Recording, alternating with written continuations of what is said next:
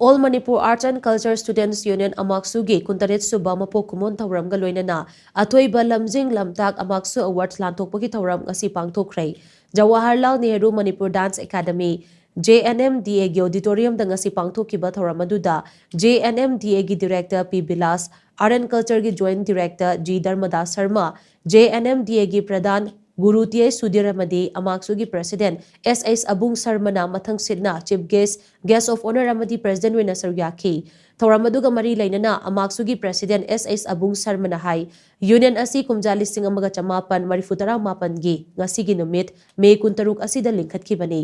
Art and Culture gi lamda mahai tamliba mahairi singna matam gi thengnariba khudongchadaba sing adu mari lainaba singda pukhatuna khanghanbada chobangaklo ama oinaba union asi lingkhatkibani union asina lamdam asigi art amadi culture yokhanaba honabada achoba thodang kaya lawduna lakli loinana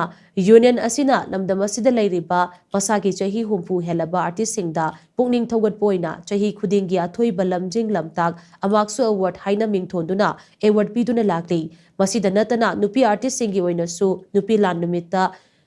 ngamzaba award piduna nupi artist singbu yokhatuna lakli haina mahangna makha taki ngasigi thoramaduda chahi humfugi mathakta lairaba tongan ba artist kuntarukta chahi asigi athoi balamjing lamtak amaksu award khusinaduna ikai khumnabotki men oiba pandam se matamdugi art and culture gi laibiriba akoigi chhatra sing adagi oja singi mafam da akoigi kaigumba wakhalon khara sarkar gi mayukta natraga mayam gi mayukta thamnaba pukhatnaba honaba kansida akoigi pukhatluba khuding makse akoi sugumaina unel ama leitabana maram oiraga isagi ranai tarakpadana maram oiraga hariba unel asiling khatchakhibani aduga ngasi maksu koina pangtok chariba si akoigi hariba numit sida Manipur da lairiba akoigi tongan ba art form singi mafam singsida akoigi